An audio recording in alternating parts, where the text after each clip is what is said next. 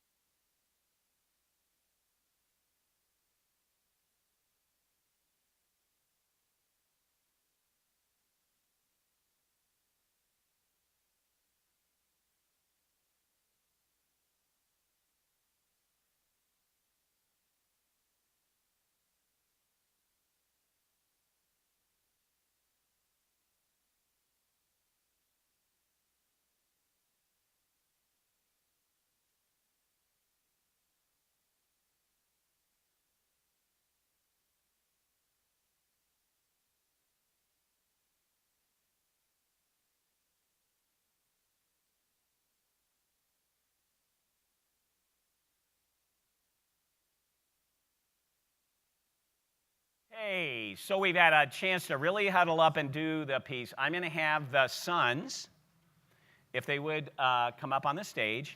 And I really have to apologize. What are your names again? Mark and? Kevin. Mark and Kevin are the sons of Mrs. Morris. So this is Mark and Kevin Morris, the sons.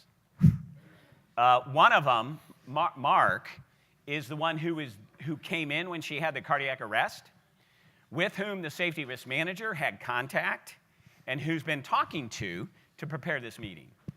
Okay? That's me. So we talked about amongst the tables, do we? I love you guys. No, this is great. They're going to volunteer. So where's our,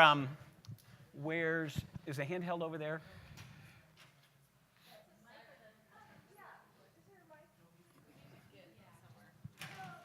Somebody see the handheld? Oh, God love you. Here it is. Oh, well, yeah, you could hold on to those. And there's a handheld. So can you guys introduce yourself to the group and the role you guys are going to be playing? Hey, Tim, there's some people a little concerned about the weather, so we're going to just take an announcement. That is the tornado siren. The hotel is tracking it. It's east of us right now and moving east, but the sirens are sounding. Per the emergency plan for the hotel, this is the place that they would send us to. So we're going to stay here. So will other people come in? Because maybe we get other people to have the conversation. They do have some empty salons, so there may be people.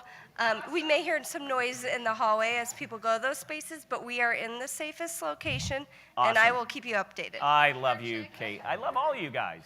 All right, so could you guys introduce yourself and importantly, what role you're going to play with in this scenario?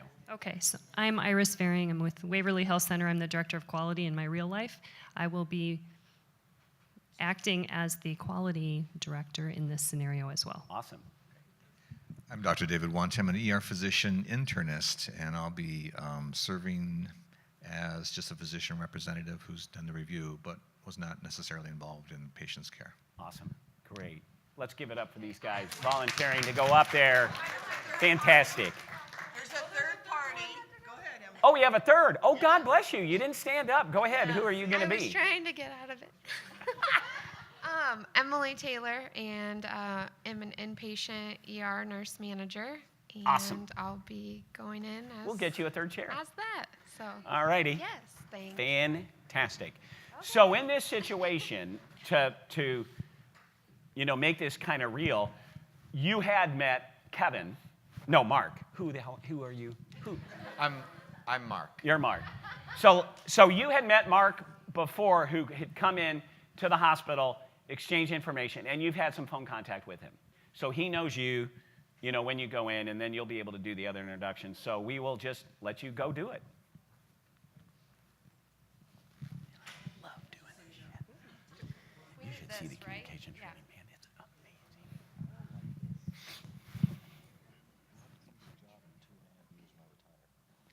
Well, so there's so much that we're doing in training. You would be amazing for all of these sessions. Mark. Kevin. Okay. Oh, and she's going to hand you another a voice box. Do we have another voice box?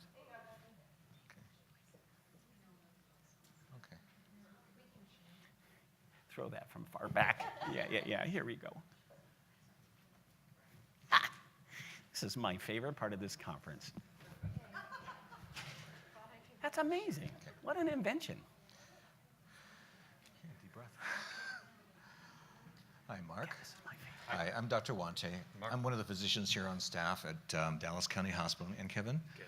Hi, very nice to meet you. Nice to meet you. I brought with me a couple other representatives from the hospital that I'd like to also have you meet. This is Emily. Yep, Emily Taylor, Kevin. ER nurse manager.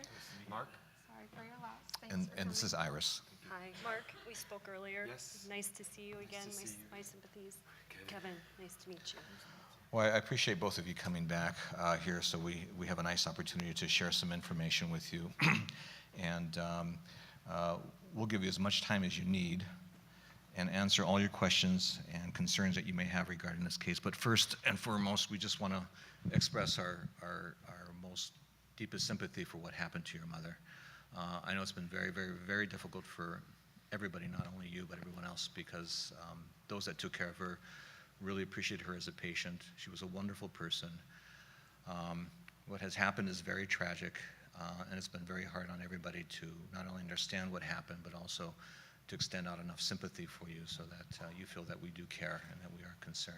Thank you. This whole process is really, will be broken down into a few steps, but primarily we want to be as transparent as possible, to explain to you exactly what we know after having done a review of everything that's available, after having spoken to people involved in their care, as well as people that may have been peripherally involved in her care. To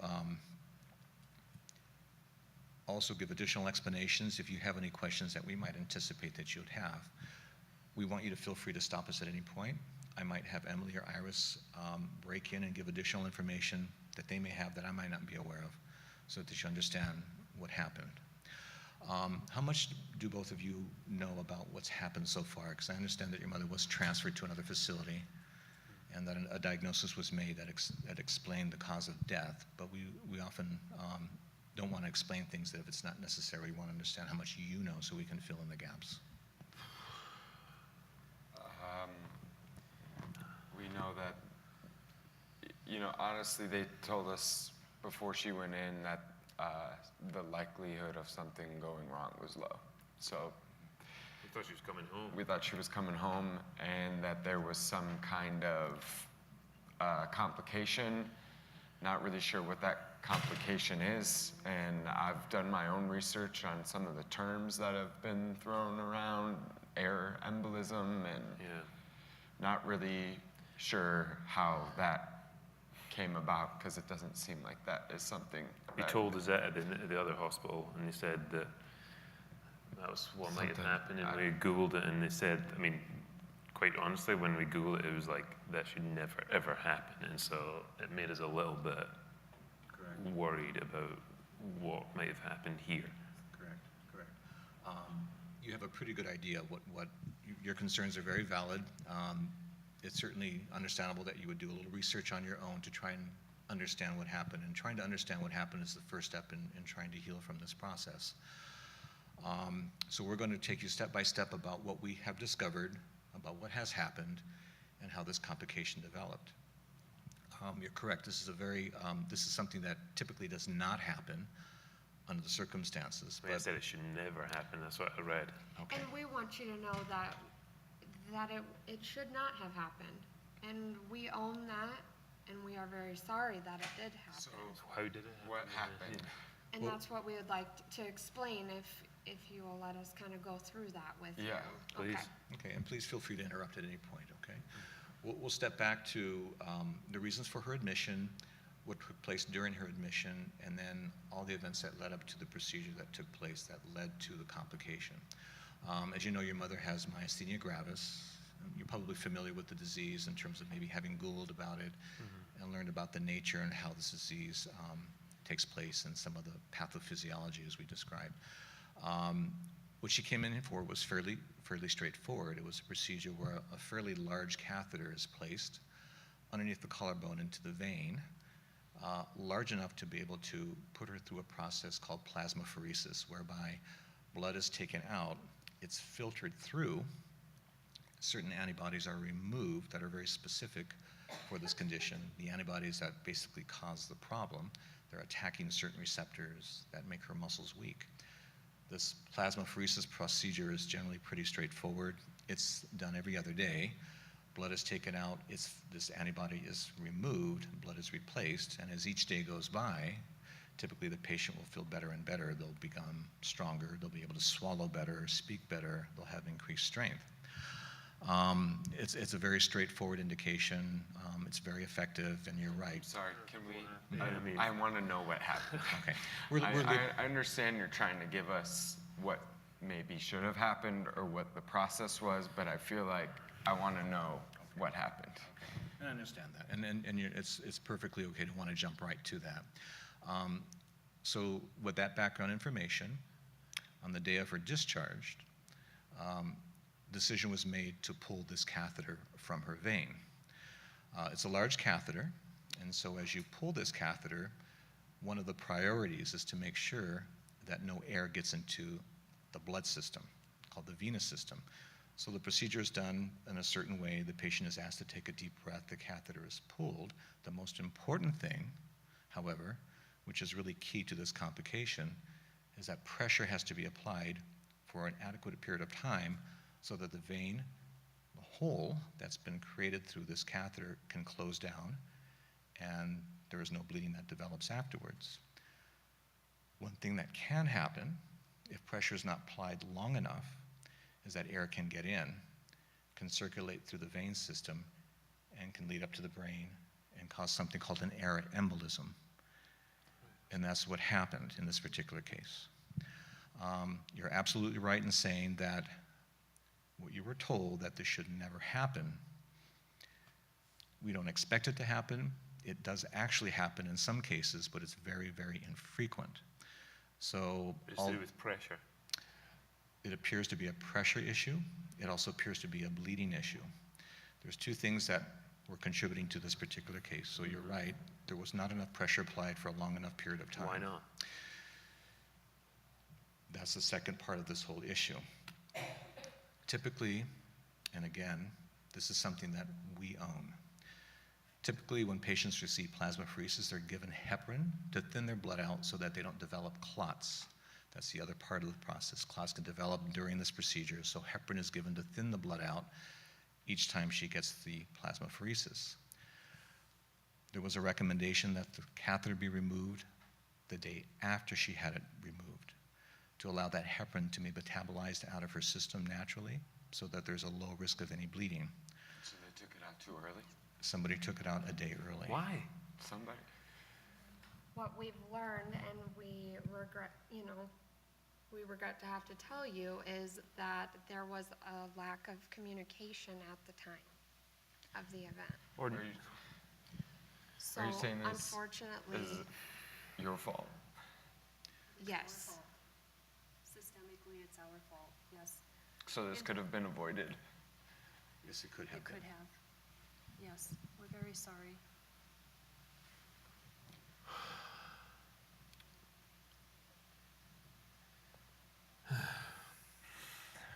did not expect to hear that. Me either. What does that mean? Well, this means, first of all, transparency. We're explaining to you exactly what happened. We're not necessarily putting blame on anybody, but we're just giving you the facts of Well, exactly. But someone is to blame. This is a mistake on your end. I And mean, you may not want to blame someone, but someone killed their mum, so I want to know who it was or what happened. I mean, Okay. is this person still working? Is this person, This person is still employed at this time, but we're they going to could have killed other people by now. we're going to explain to you what happened. Part of the process of determining the nature of exactly what happened is an interview process. We talk to everybody involved.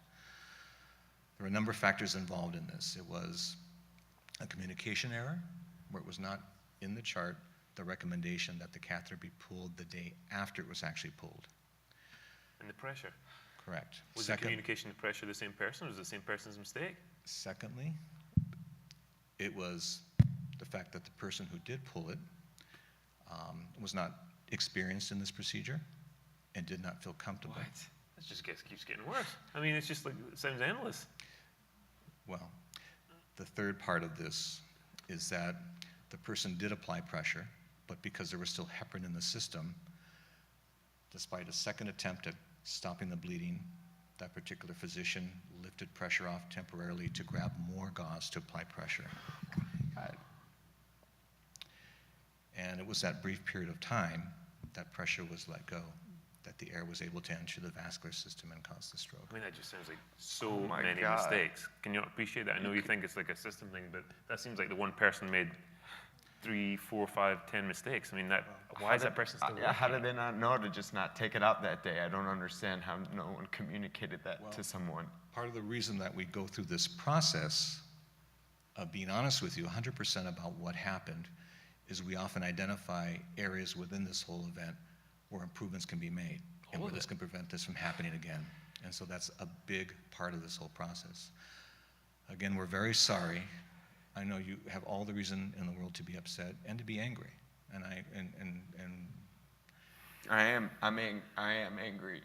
And this should have never happened. You both are exactly right.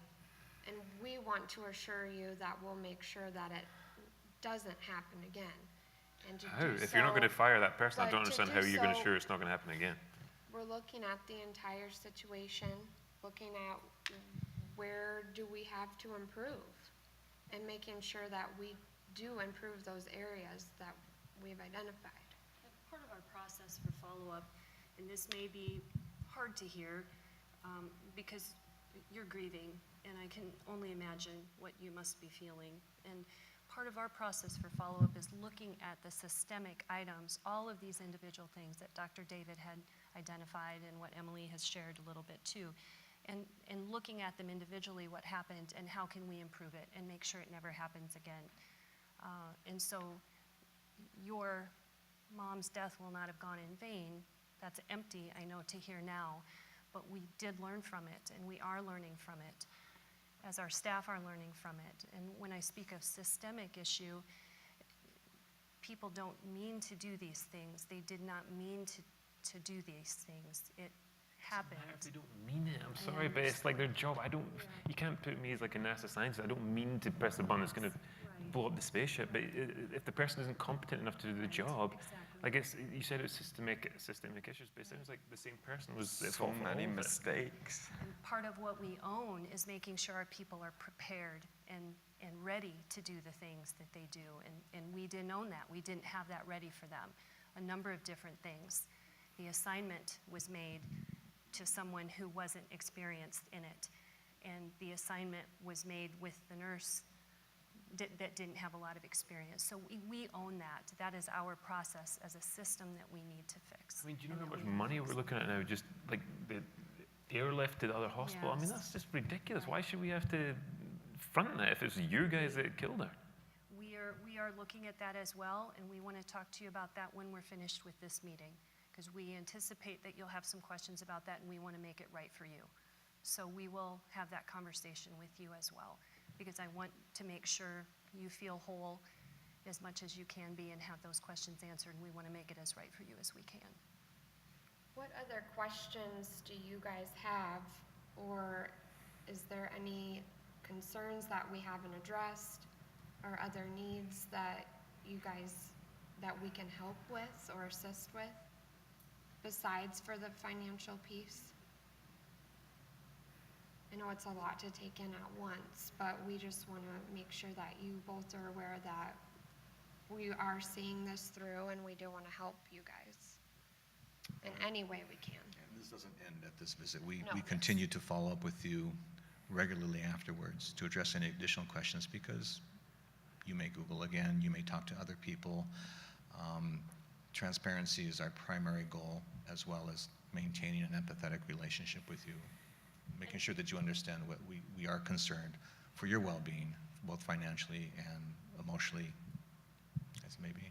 Mark, you have my number already. Kevin, I'm going to give you my information as well, and I will plan to check back with you. We'll talk after the meeting about the financial piece, but I will expect to check back with you at periodic intervals at your timing, so we can continue this conversation.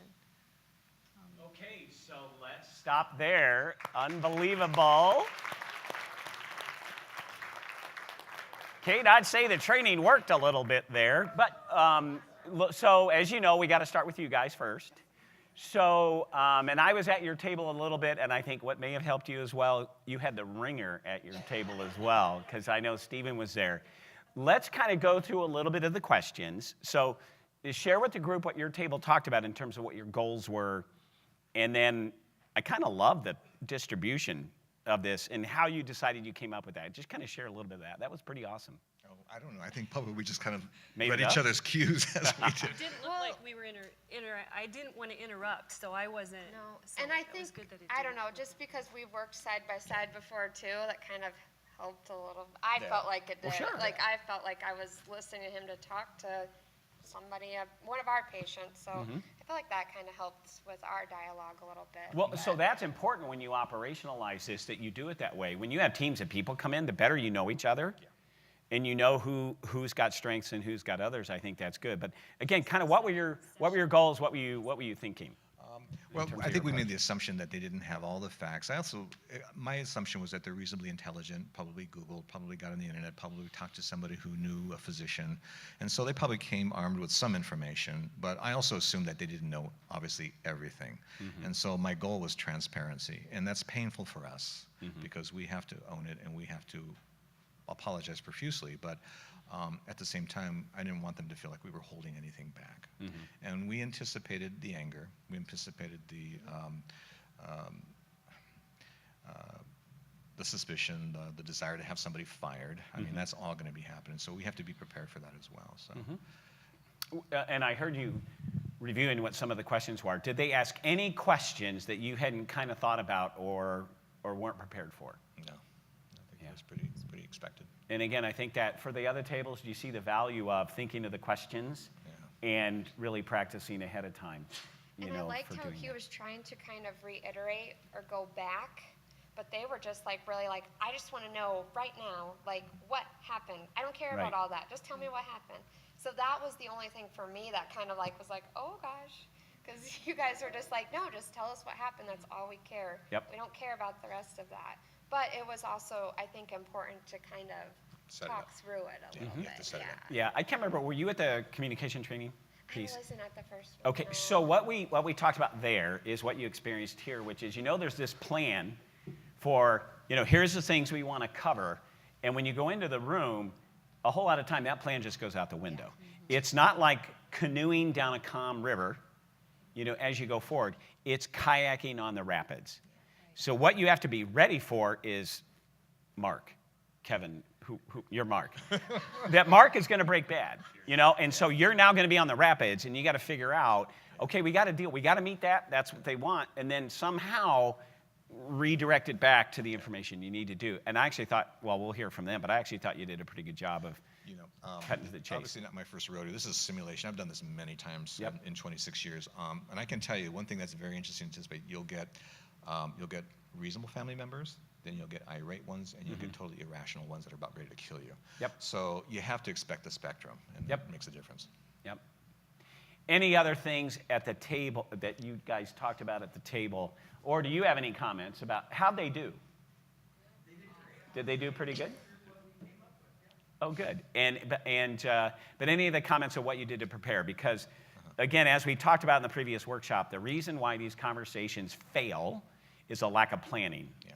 And then the number 2 reason is a lack of planning, and the number 3 reason is a lack of planning. Yeah. In other words, you may not have the right people there, you haven't thought through the questions or the rest of it. But anything else that... I think you're completely right. You got what you think is the plan. You expect and anticipate a certain response, but you just never really quite know where it's going to go, And so you just have to be prepared for that as well, the unpredictable, and being able to get back on course. And if you don't have the answer, your response is to get back to them as soon as we have additional information. Great. You're right. So there's. So I had a couple observations.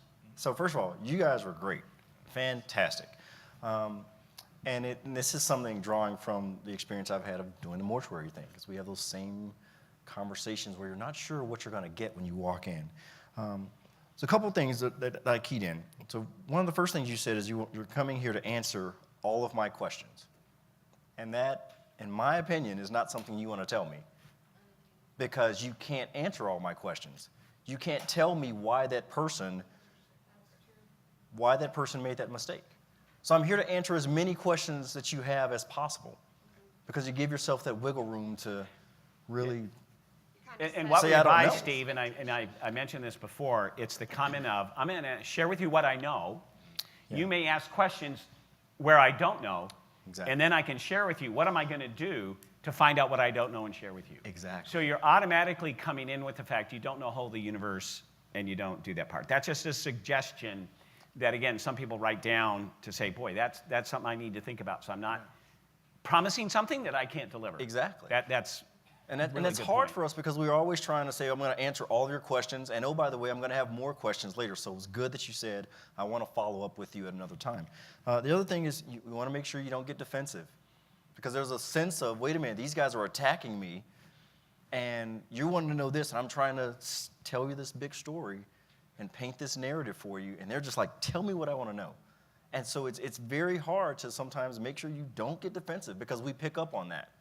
If I sense in your voice, if I sense in the tenor and tone that you're a little bit agitated because I'm agitated, you will turn me off. Yep. And I won't hear what you're trying to tell me. You are great. As a doctor, fantastic. Yeah. So Mark and Kevin, based on what Stephen just said there, how did you feel during the conversation? Because this is where I see the greatest value in you guys, again, giving feedback. I picked up a little bit on that defensive quality starting to seep in a little bit. You nipped it though. It like didn't carry over too far. And it kind of goes back to what you first said of having done this so many times and seeing all the people that you must see and all the news that you have to break, that you're never going to be able to know who's in this seat and what they want and need from you. And today, this guy wanted the answer immediately. It was like everything you were saying was blah, blah, blah, blah, blah, until you got to the thing. Like I didn't hear. Wow. Yeah, I heard what is that? The Charlie Brown. Thank you. I heard a lot of the Charlie Brown at first, but that was just what was happening today and for this guy, for me. Where someone else really might need you to explain everything that you did and repeat and ask questions, but that's not where Mark was my name? What was my name? Where Mark was at. Yeah. Any other, Mark, from your perspective, things you want to share with him, things you thought went well, team. the other piece of it? Like that's me just picking, but the three of you together felt like a complete, non-threatening group to come in. Sometimes I feel like we'll get a couple people and it feels like they've sent in, we're like, whoa, something must have really gone wrong because they sent in everybody.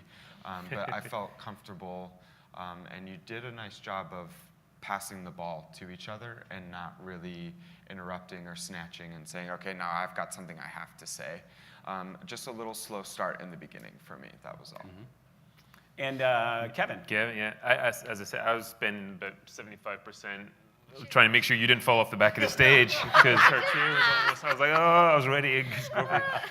And so Thank you for saving me. Well, I don't know if I would have been able to, but I was looking out for you. But no, good job. I agree with everything that's been said so far. On the defensiveness issue, there's only one time I kind of noticed it, and it was when it was just because it was I'm sure you didn't think you said it, because your word choice was, if you just let us tell you what happened. Yep, that's what you saw.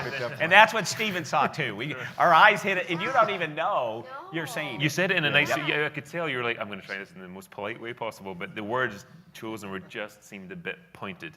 And, Gotcha. Thank you for that. I didn't even know I said it. There you go. But that was the only sort of moment of defensiveness that popped out to me. And I thought you did a really good job of not throwing this person under the bus, because I was really trying to hammer, like, this person has to be blamed, because it's got to be someone's fault, and you just did not take the bait. You were just making sure that you were steadfast in your support of them, which I thought was really impressive. Good job overall, I think. And we've done this a lot, this scenario a lot. The one thing that I would tell you guys, and this is what everyone key in on this, they let the silence speak when it was time for the silence to speak. Because oftentimes we get very afraid of silence. And so there was a moment of pause on the stage, and they're letting it sink in, and they were just quiet and waiting. And that was a powerful moment, because the silence has to have its moment in the sunshine as well. Yep. And that was good. And Kate just raised her thumb. When we did the training before, Stephen, that was a huge, big part of the power of silence. Once you've shared the information and once you did that. Is it you, Tim or Bruce, that says wait 7 seconds? Yes. Give it. Yeah, a lot of people say when you now deliver this blow, this big one, is wait 7 seconds before you feel like you even need to move in at all. So literally you count to yourself. So, it seems like an eternity. One thing I would suggest toward the end, when you said you're going to come back to me, set a time. I'm going to call you next week. Because it gives me something that I can look forward to, and if I've got some questions, I can start thinking of those things so that I don't get this phone call 3 weeks from now, and I'm like, oh, I should have been thinking of questions. But it also lets me know that you're really engaged with me. So would it help if they ask permission for that, to say, I'd like to contact you next week? Yes. Will that be okay with you? Yes. So that you do set the time, but it's also, they're giving you permission. You're giving me permission to do it. Would it be better to be more directive about that? Because I said to you guys at a time that's convenient for you, would you prefer to say next week? Be Well, more what I liked what you definitive? said was we'll set a time before we go, so Mm-hmm. kind of like a balance of before we walk out the room. Yeah. Before we walk out of the room, we're gonna pick a date. And Look at calendars. Yeah. I want you to take charge on picking that date. That's what I got from you, was that that was gonna pretty much happen. But I think it's important that you don't leave that open-ended where you walk out and we'll get back with you. It's kind of like when in DC, here's my card, let's do lunch. I had a guy once tell me, hey, I'll call you. I'm like, you don't even know my number. And he's gone his way. So having that moment where you say, hey, let's set a time together, mutually agree to it so that you're able to talk, I'm able to talk, and we can continue the dialogue. That's just really important for the follow-up. Can I get this spot? You guys got to stay up there. So now let's open it up to the audience. Comments, reflections, things that you saw that you clearly wrote notes down. Maybe you can come back to. Any other folks want to comment in? Ready? Yeah, toss that. Awesome. I just noticed a difference between last time and this time. Dr. Wante, your rate of speech was much slower this time and much more comfortable. And so, I mean, it allowed them to interject once in a while, but I just felt it was much more comfortable this time. Mm-hmm. Well, and that's where the simulation, the practice, all this stuff over and over again. We've already talked to Kate about, as you go forward, it's real easy to do little booster classes with the actors so you can always begin to practice this, new scenarios and other stuff. So again, the value of simulation, not just in aviation, Stephen, but also having these difficult conversations. Other comments or reflections, things that people saw went really well, anything different from how your table would have handled it, any other observations? You guys have to have observations. I want that position on our team. Well, that's good to know. That's a good comment.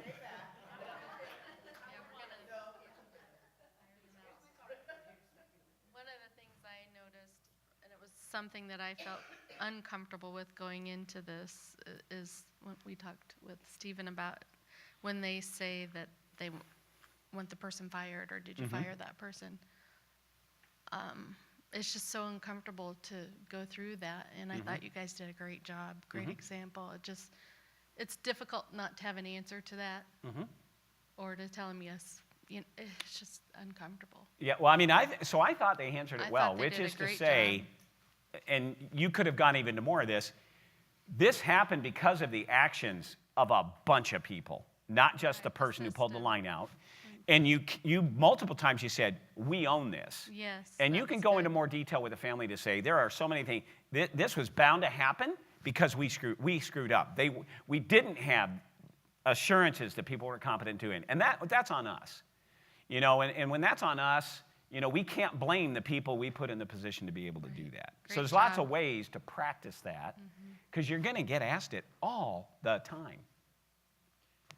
I think they did a really nice job starting the whole conversation, doing the introductions, understanding clearly what each of their roles were in the organization, and then queuing up, here's what we're going to do today. Yep.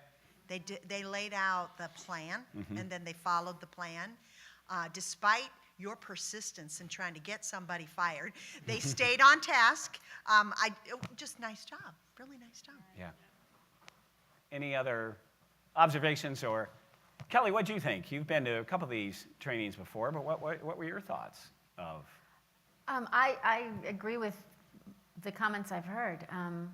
A lot of first of all, nice job.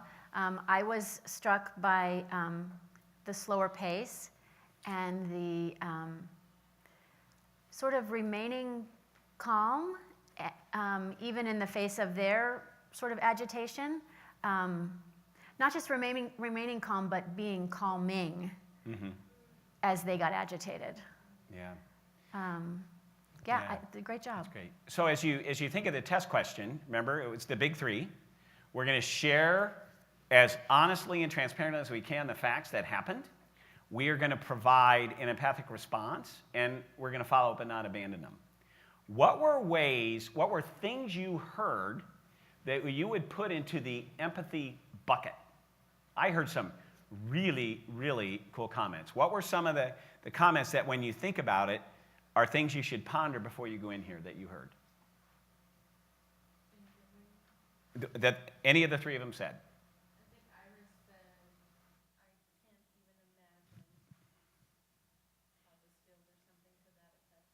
It was wonderful, versus saying, I know how you feel. I mean, had you said that, I guarantee you these two would have jumped all over it. What other things did they say that were empathic? Yeah, we're learning from it, a lot of that. I heard, I don't know if you did, I should have written it down. I heard, we are so sorry about this multiple times. And, you know, prior to taking people through simulation, it's one of the most common things people don't do. You know what I mean? They forget. They're focused on the medicine part and the what happened versus the other. Any other things that felt empathic to you, that comments or phrases or things that they did? Someone said, you almost named it outright. I wouldn't. You might be angry, or you're probably angry, and that opened up the door for me to be able to say, I am angry. And so that was like a little bit of a release then for me to be able to not hold on to, because you named the emotion. It like made it like now it is present in the room instead of just bubbling within. So that was nice. That was good. Anything on your? Yeah, it's maybe a slight digression, but it's just a question I've just been thinking about in my head the last 2 minutes, because part of our feedback was, oh, we just want to, like, what happened. And for me, it was slightly more complex than that, because you were actually doing a really good job of explaining everything that went well. You were taking us all the way through, and I kind of was following it, but there was still something bubbling underneath where I just wanted to get to what happened as well. I wondered if there's a way to sort of do a little, give a trailer or something, and it felt like we were getting the whole movie from start to finish, and we were waiting for the end of the movie. But I wanted, I needed to know how I want to know how it ends a little bit before you could give me all the first two acts. That was approach number 2, was just to say, this is exactly what happened, and then reel back to the beginning and see how things led up. You really kind of, like I said, I've done this quite a few times. I really don't know what the best approach is, to be honest with you, but most people really want to know exactly what happened. But I think background is important, so it's just a balance, whatever you think is best. Yep. No, I agree. It is a balance. I mean, we've talked about that. Do you really do the big shot across the bow and say, here's what it is, and then that's all you can focus on, versus hearing a little bit more about kind of the background and what happened and all of that, so you can comprehend it. It's a tough one. And you just have to go with it. That's why I say you're on a kayak. And you go with the flow. And then the other thing I recommend is when you do these, in real life, it'd be really great to go back to your whole team and debrief on what went well, what didn't go well. If we were going to do this again, what we would do in the rest of it. We have to do more of that. And then the other part, if you can, and this is a big part of the research we're doing, is at some point down the road, even months or years away, reach out to them and just, when you have a chance to have a cup of coffee, how did that conversation go? Because we don't do enough of that to see how does this help the trajectory of healing or not healing, for doing that. So, but debriefing amongst yourselves, I think, is a really critical part. Any other comments or observations before we go into the total final phase here? Were you really proud of them? Were you like, yes? Oh my gosh. Well, let's give it up for these volunteers for this one. And for the actors. Can we give it up for the actors as well? One of my favorite claims to fame is this is actually Matt Kerrigan and Andrew Ramsey. You saw that on the initial slide, but Matthew is my nephew, who has done a ton of acting in Oregon and the rest of it, but we are so blessed he's moved back to Chicago. So it's been wonderful to work with him. He didn't do the last workshop, but he'll be doing the other ones. And thank you, Matt. You were really great today. So I just want to share that little tidbit with you. So Kelly, you want to join me? I think, given the timing, here's what I'd like to do. And Kate, do you have somebody who can take notes? What's that?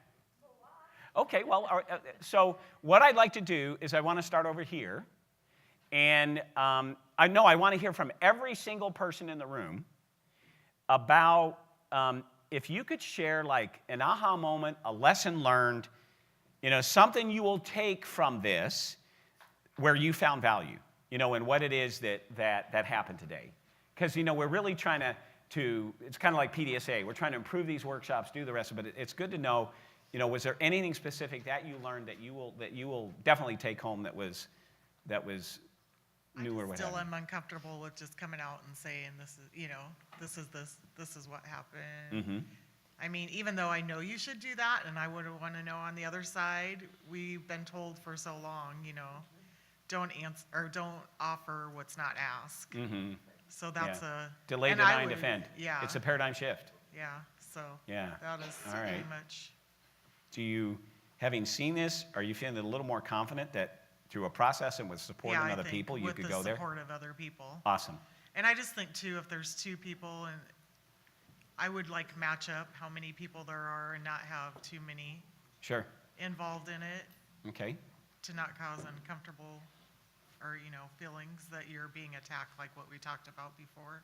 Great. Thank you. How about you? I work in radiology, so it's a little different, but it So definitely you're the one who has- puts those lines out, but don't take them out. yeah, something like I think that. we need to shame, blame, and train our radiologists, don't you? No, I'm just kidding. It definitely made me think about just our day-to-day things that we do every day, if those processes are, you know, up to speed and Mhm. the proper processes that we should be going through, and just like communication in general with Mhm. people, like our wording and how we communicate. Great. So it's been a really eye-opening thing. Yeah. And Kelly, I like your suggestion. Every day, walk around and look and see what isn't designed in the way that it should be. That's because you are going to see it. You're going to see it all the time. every Once day. you start looking for them, they're going to jump out at you. Yep.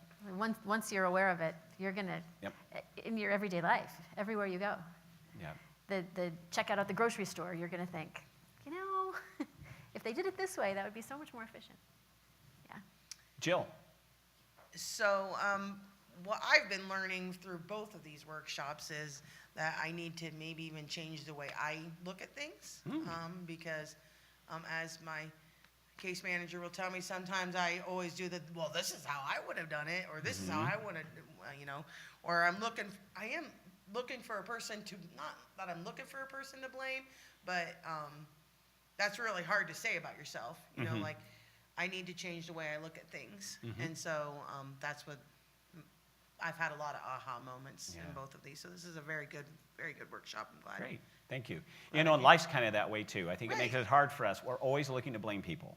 Yeah. And the legal system does that. Because remember, the legal system is, I mean, sometimes they sue the system, but the really way the complaints are written is, you are a gravy-sucking scumbag with no right to live. You deviated from standard of care, and you owe me all your money. Right. I mean, and so it sets us up for, oh my God, those personal attacks.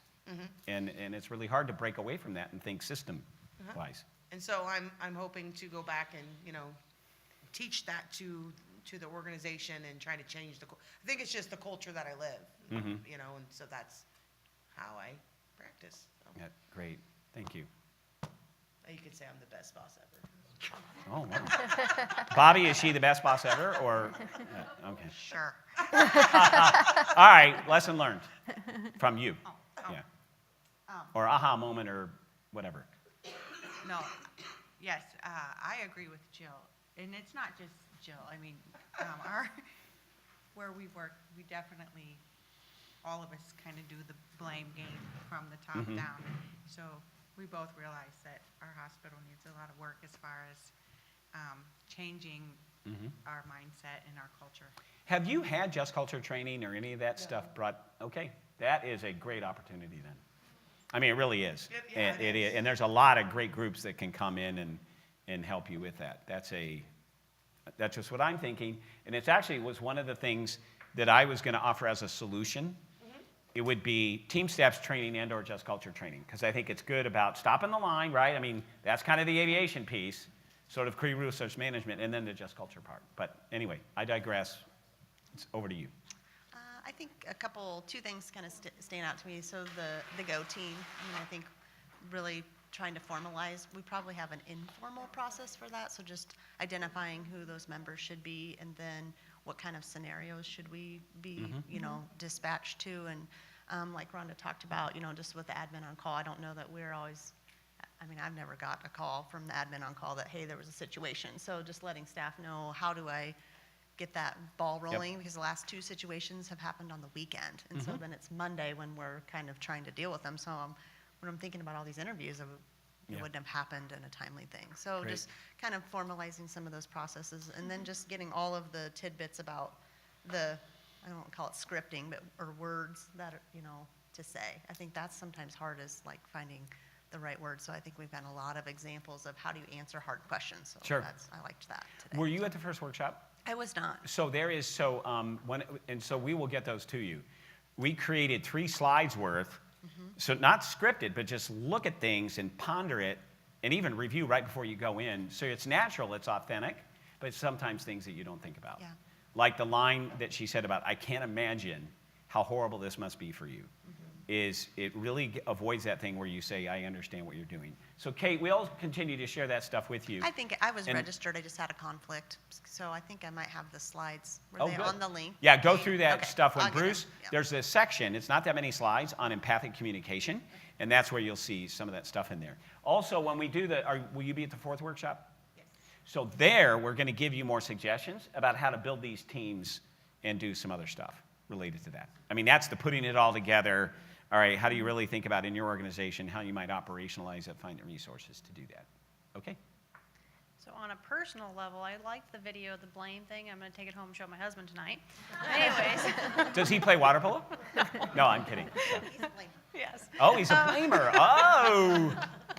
But no, I'm new in my role. I've only been the quality and case manager, or quality and risk manager for 3 months. So this is all really good. I really love the first one. But as we are going through in our organization, we just do like common cause analysis right now. So we just do small, investigations. And we have a big RCA training coming up in the fall. But as we've been going through this, we realized that right now our managers are doing the investigation with their employees, and that's probably not the best thing. So Yeah, what do you think looking about at that, it now. Kelly? Yeah, Yeah, that's so tough. That's going to be a big thing for us. Yeah, that's really tough. We could talk about that for hours. Here you go. An amazing job again, and thank you for volunteering. Thank you. You're welcome, yes. My palms are still sweaty. Oh, God.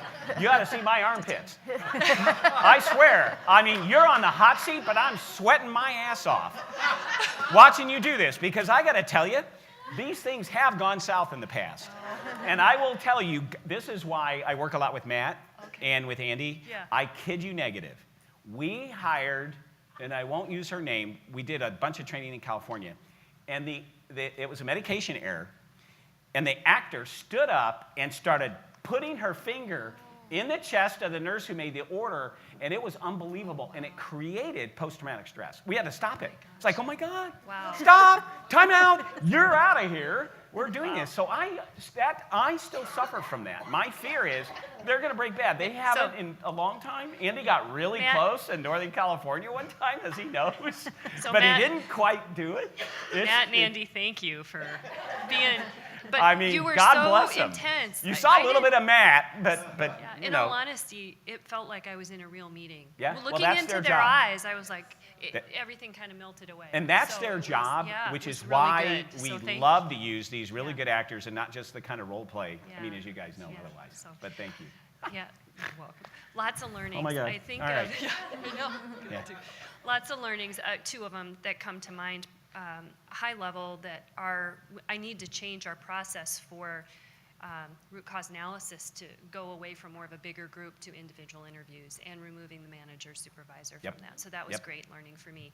And the second thing was Stephen's comment about when we go to the hospital, we go to work. And when a patient comes in, it's a significant emotional event for them. So that puts it back into perspective for me in what they must be going through. Lovely. So that was good. Yeah, and thanks, Stephen, for pointing that out. I mean, it's been so good to have you here to reflect throughout the day. Yeah. I think the one thing I can tell you after being finished with their interaction, it was almost a cathartic moment for us, or for me at least, because it's on the table. If you go in the current mode where things are right now, where you just wait until you talk to risk management, until you talk to the hospital attorney, you're always going to wonder what's going to happen and what they're thinking. But at least you just get it on the table, and everybody knows what's going on. You get to experience their emotional backlash, which is appropriate, and then you just kind of move forward from there rather than just constantly wondering and wondering. So it was good. Great. It's probably more the 50,000-foot view of not having been comfortable having conversations with patients and families and not saying, yes, we made a mistake, to, okay, now we're going to have transparency. And so it's almost kind of like a, aha, yes, this is fabulous. How can we move faster? Because it needs to happen. It should have happened a long time ago. Back to what Stephen was talking about this morning, we're humans. And mistakes are going to happen, and processes, and I try to think about the cause, not so much as the who, the what. Yeah, that's great. The other part I want to remind you, though, is don't expect to be forgiven. Oh, This is the absolutely first not. workshop. Absolutely And not. they will still hate you. Absolutely. Some of them will. And we talked about that in my circumstance. Absolutely, but I was as transparent as could be, but for a wide variety of reasons, you're doing the right thing, you're learning from it, but you may not get a hug, and they may hate you. But I do agree with Dr. Wante that I think there's a cathartic effect then. I mean, a cleansing, if you will, that you are letting them know. I mean, otherwise everybody's walking around with this big secret. It's like, well, and you who is sleep. that helping? What we know is you'll sleep better at night. We Absolutely. know it's a root to some of the burnout issues and the rest of it. So really, really great point. I think it elevates everybody as far as a respect level within the organization as well as outside the organization. It's just it's the ultimate transparency. Yeah, thank you. And I think the other piece that I need to take and run with a little bit more is the patient representative part of it. We're looking at starting a patient family advisory council, but just even knowing the right people to have, the right mix of people to have for that. And also then when we move into looking at these events more closely, what's the evidence say about who do you have on that, so that they don't have an axe to grind and, kind of. We got that for you, Kate. Yep. It'll be So, coming to make her. sure we get that. Through Stephen, through Marty, through the others. We're going to get that out to you. Great. That is my number one deliverable, because I heard it during lunch too, Kate. So we'll be back. We'll get that to you. And Stephen will be part of that. Kind of the communication piece. So thank you. The ask why 5 times. Mm-hmm. And then don't let staff feel as if human error can be eliminated. Oh, God, yeah. Oh, absolutely. The only way that'll ever happen is not have humans. It's just all robot work, right? So did you want to share your aha? I think the biggest for me is observing through it all is, like we've noticed a lot, is how each of you guys have learned going up there, how it, at first, from the first workshop, it was like almost cringy, you don't know, but it's like way more relaxed to watch. So it's cool how you guys have learned as we go. That's right. And remember what Bruce said, that, empathy is a skill, and you can learn it, and you can practice it. And that's, that's our what we're trying to do.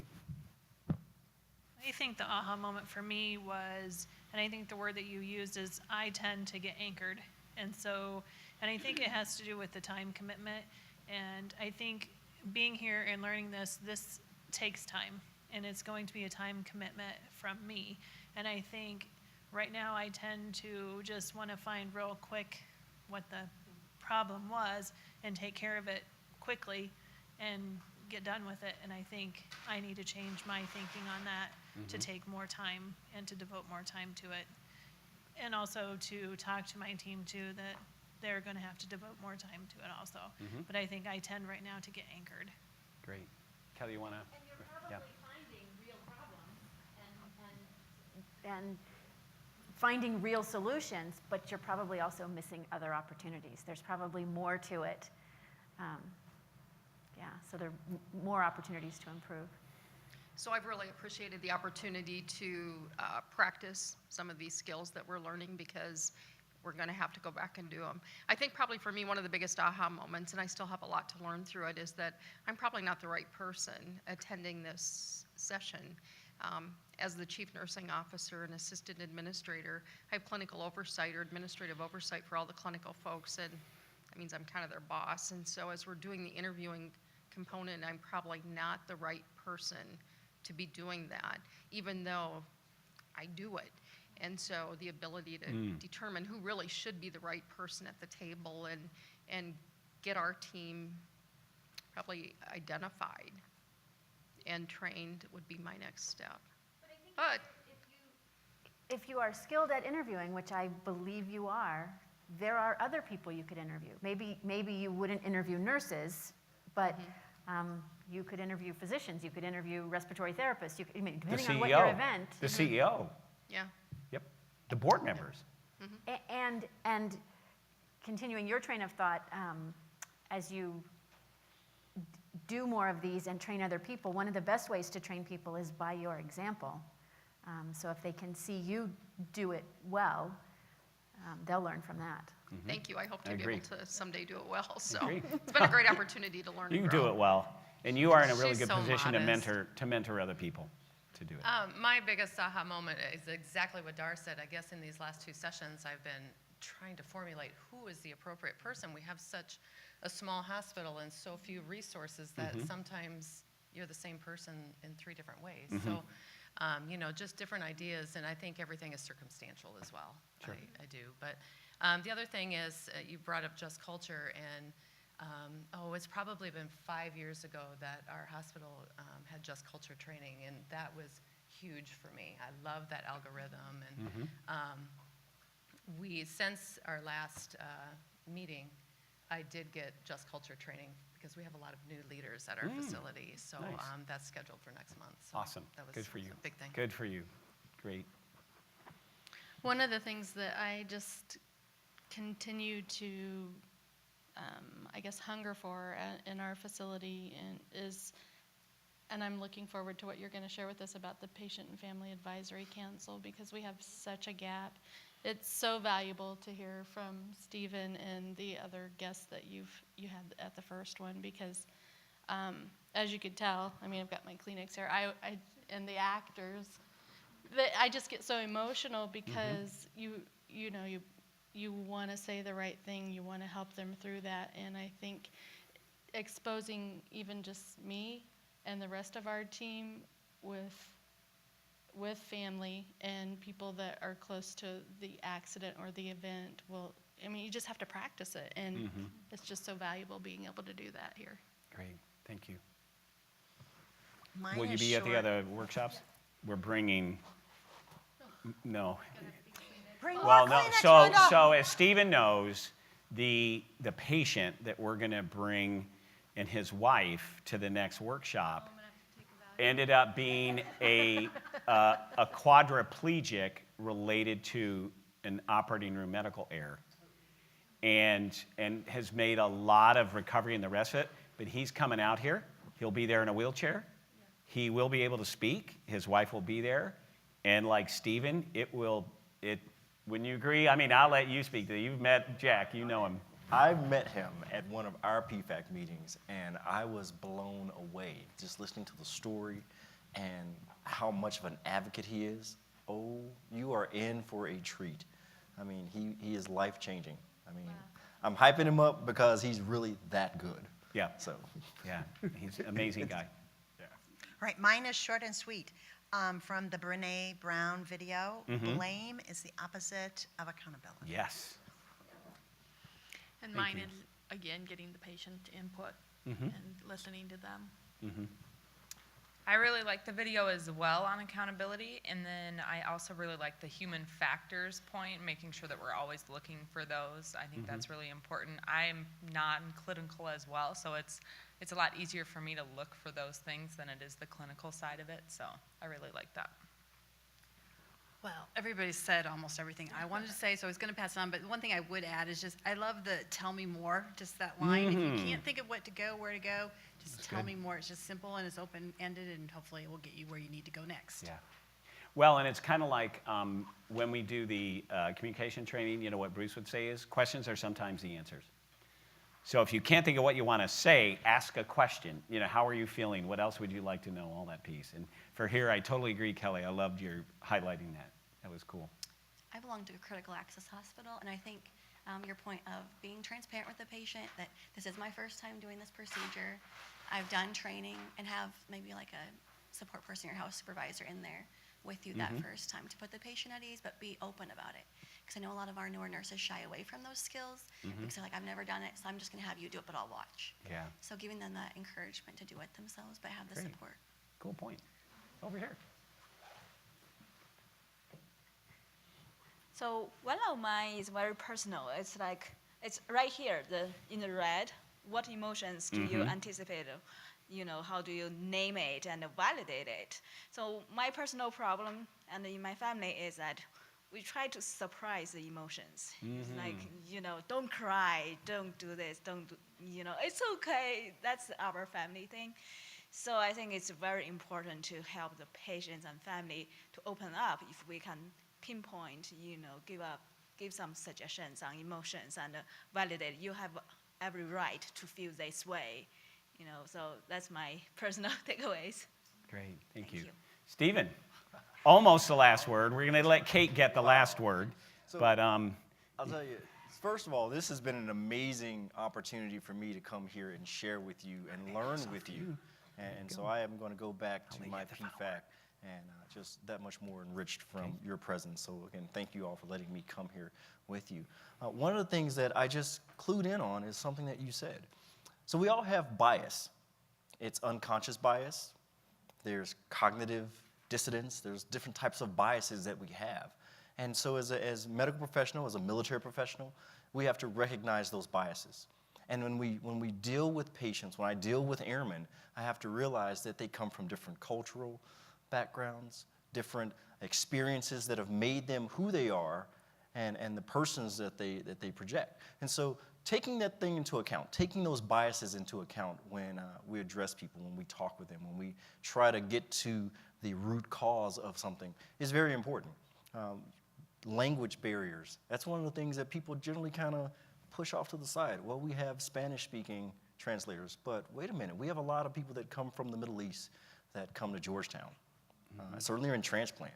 And so being able to have those things, to make those accommodations for people that have, in the military, we had to have prayer rooms that we put in the Pentagon because we have Muslims that are in the military. And these are things we didn't often think about. So unconscious bias is something that you really just pulled that out of me in the last couple minutes and took my other points I was going to take away. But I think it's very important to just mention that. And so, again, thank you so much for letting me come here and share my story and learn with you. Yeah, no, it's great. When we do the training in Minnesota, Marty and I will be up there. A third of the babies in this place we're going to are born to Somali parents. So we will be doing a whole communications session in Somali. No, to get to that. I mean, because we're now building all these modules. You're spot on. Kelly, you're before actually we go to Kate. Any comments, observations, final words of wisdom you have for this amazingly engaged, wonderful group of people? I guess I would say I was very impressed with all of our volunteers. I think it's so hard to be put on the spot and then put up in front of everyone. And is my mic not working? I don't have to repeat that, do I? Was everybody hearing me? Okay.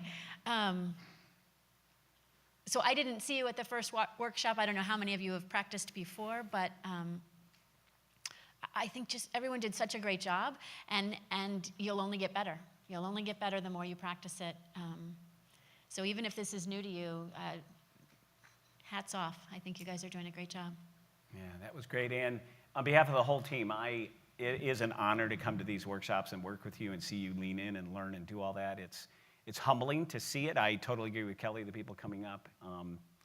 But again, before I hand it over to Kate, the other thing I'd also like to do, I should have mentioned at the beginning is, again, thanking Stephen for being here. But what I didn't thank you for is thank you for your service, for what you've done. And I really think that it's been wonderful to be here for a whole day with you. And with that, Kate, I will turn it over to you. And as I want to do, there's 3 minutes left. Okay, I'll go fast. On the time. I just really wanted to reiterate, look at all these lessons learned from today alone, and I think those of you who were at Workshop 1 can fill this building, right? You're building this skill set and this knowledge, and you're having these reflections about, how am I, if I bring this back and I try and implement this, who is the right team? within my organization. So I can see you kind of thinking further down the road. And I would just encourage you, as you start having those questions and thinking about ways that maybe Compass 10 can support you at the conclusion of these workshop series in September already, kind of keep a list and let us know, because we'll be wanting to support you, and so will IMS. So I do have a couple of instructions I have to make sure I read. That, of course, we look forward to seeing you at Workshop 3. And there's one thing I do want to add about this. You'll notice that we moved to a larger space because we really packed IMS. So we do have some extra chairs, and we can even extend that way. So if there are, your 2 workshops in, if you're thinking about who is the right people within my organization, I would encourage you to email us and register them.